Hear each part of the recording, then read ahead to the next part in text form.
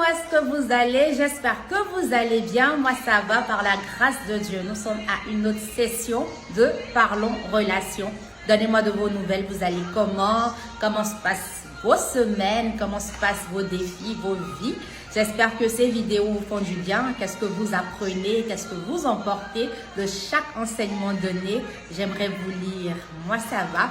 Et nous continuons avec Parlons Relations. La semaine dernière, nous avons vu comment Dieu lui-même est l'acteur principal de la relation amoureuse d'Adam.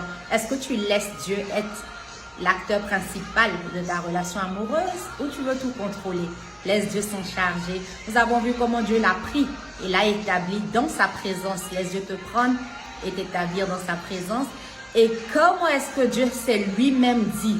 Il n'a pas dit à Adam, il n'a pas dit à Ève, il s'est dit à lui-même qu'il n'est pas bon que Joséphine, qu'il n'est pas bon qu'Adam, qu'il n'est pas bon que Jérémie, qu'il n'est pas bon, dis ton nom, qu'il n'est pas bon que tu sois seul, mais encore, c'est Dieu qui se dit à lui-même et non qui dit à l'homme ou que l'homme se dit. Laissons Dieu se dire. Qu'est-ce que ça veut dire? Qu'au moment opportun, c'est Dieu encore qui dévoile. Qu'au moment opportun, c'est Dieu encore qui révèle. Qu'au moment opportun, c'est Dieu qui fait venir, c'est Dieu qui enlève de nos yeux les écailles pour que nous puissions identifier l'homme, la femme de notre destinée. C'est Dieu qui fait tout. Laisse Dieu faire. Quel est donc notre rôle?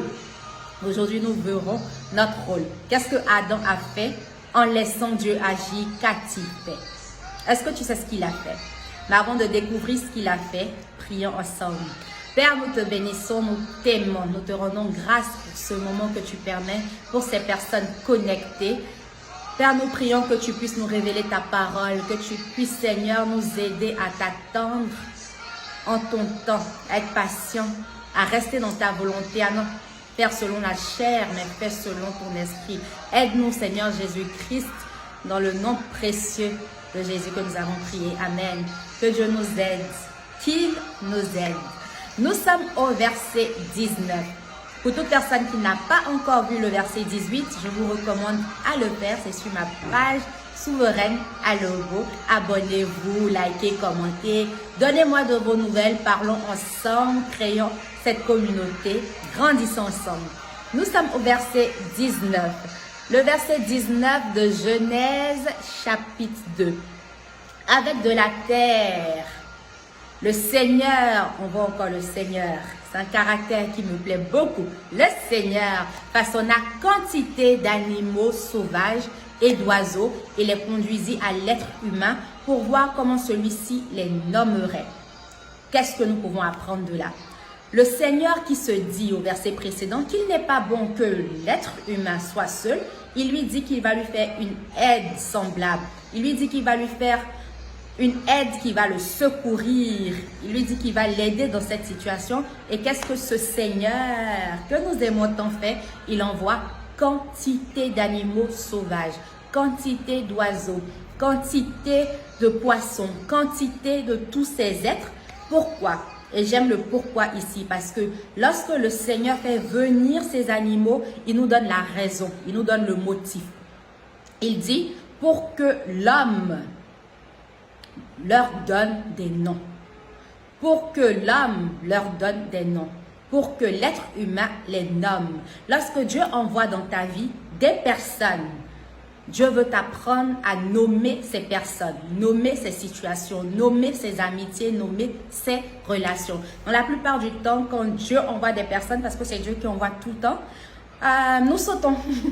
Nous sautons sans analyser, nous sautons sans constater, nous sautons, nous ne réalisons pas ce pourquoi la personne est venue dans notre vie. Il est très important de faire cette analyse, de savoir que on s'entend bien, ça va entre nous, quelle que soit la nature de l'amitié ou de la relation, mais le constat doit être fait où tu dis à la personne pour parler terre à terre, bonne arrivée, prends le tabouret, on dit quoi? Quelles sont les nouvelles du pays? Il faut toujours analyser la personne et la relation pour ne pas sauter dans des conclusions. Nous les femmes, c'est notre travail. Lorsque nous causons avec la personne ou cette personne ici, on s'imagine que façon, on parle bien là, ça peut aller quelque part. De toute façon, on s'entend bien, je me sens bien dans cette relation, etc.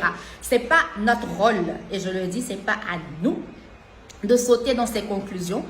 Notre rôle ici, c'est de poser les vraies questions.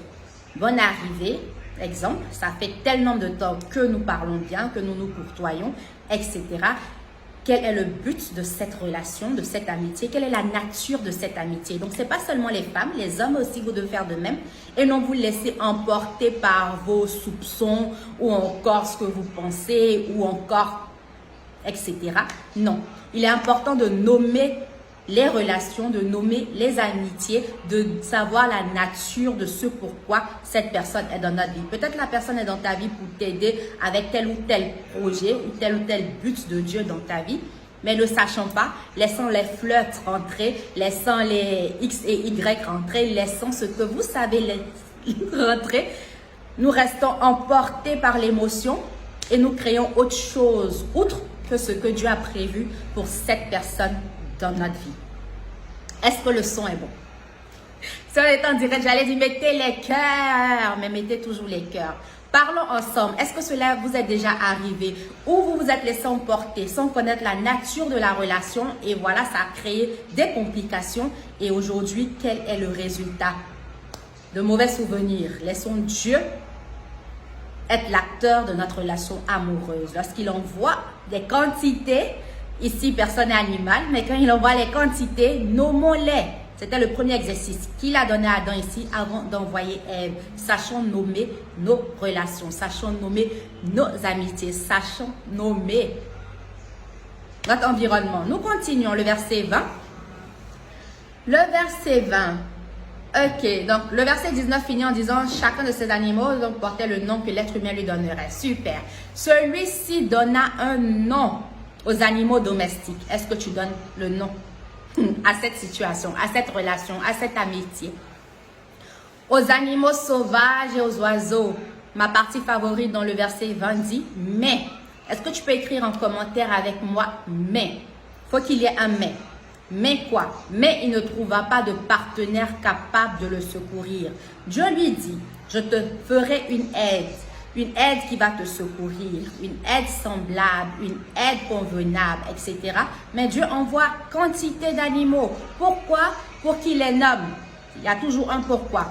Ensuite, Adam réalise, la Bible dit, mais il ne trouva pas de partenaire capable de le secourir. Que faisons-nous lorsque nous ne trouvons pas de partenaire capable de nous secourir? Est-ce que nous retournons à Dieu en lui disant « Je ne trouve pas de partenaire capable de me secourir » ou est-ce que nous voulons faire avec?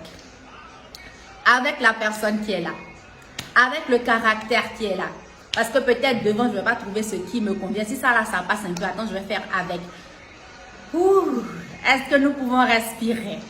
Le but ici, c'est pas de le faire avec. Le but ici, c'est de retourner auprès du Père. Écris avec moi, je retourne auprès du Père.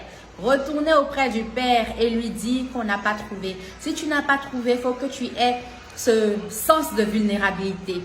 Ce sens de vulnérabilité pour dire au Père Céleste que j'ai pas trouvé. Revenir au Père et lui dire j'ai pas trouvé. Si tu n'as pas trouvé, c'est pas grave. Tu trouveras tôt ou tard. Mais admets que tu n'as pas trouvé. C'est ce qu'il fait ici. Mais il ne trouva pas de partenaire. Il a cherché, il a nommé. Mais il a réalisé qu'il n'y a pas pour lui dedans. Est-ce qu'il y a pour toi dedans? S'il n'y a pas pour toi dedans, dis au Père que tu ne trouves pas de partenaire capable de te secourir. Verset 21. Alors le Seigneur fit tomber l'homme. Quand il y a un mais, il ne trouve pas de partenaire capable de le secourir. Il y a après, alors. Si tu veux avoir un alors, il doit avoir un mais. Écris avec moi, mais alors. Verset 21 commence avec alors. Alors le Seigneur Dieu, on voit encore le Père qui intervient. Le Seigneur Dieu fit tomber l'homme dans un profond sommeil. Nous devons laisser Dieu nous faire tomber dans un sommeil profond après avoir constaté qu'on n'a pas trouvé. Si tu n'as pas trouvé, écris en commentaire avec moi, j'ai pas trouvé. Mais je ne trouve pas, Seigneur, je ne trouve pas. Alors, il y aura un moment où le Seigneur te fera tomber dans un sommeil profond. C'est quoi le sommeil profond? Le sommeil profond, c'est cet abandon total entre les mains de Dieu. C'est de dire que tu n'as pas trouvé, mais tu lui fais confiance. Tu n'as pas trouvé, mais tu crois en lui. Tu n'as pas trouvé, mais Dieu est capable d'envoyer cette personne qui va te secourir, avec qui tu vas faire le reste de ta vie. Dieu te fera tomber dans un sommeil profond. Le sommeil profond, c'est l'anesthésie, c'est la chirurgie qui se passe, où Dieu immobilise Adam. Le fait dormir, il ne sait pas ce qui se passe. Et Dieu fait cette chirurgie en lui. Est-ce que tu laisses Dieu faire cette chirurgie en toi? Ou tu laisses Dieu enlever ce qu'il faut enlever dans ton caractère, dans ton attitude, dans ta façon de voir les choses, dans tes perceptions, dans tes idéologies? Laisse Dieu faire le travail qu'il faut. Pour pouvoir rencontrer cette personne, il y a un travail qui doit être fait bien avant. Cette séance chirurgicale se passa dans la vie d'Adam, où Dieu enlevait en lui ce qu'il faut enlever.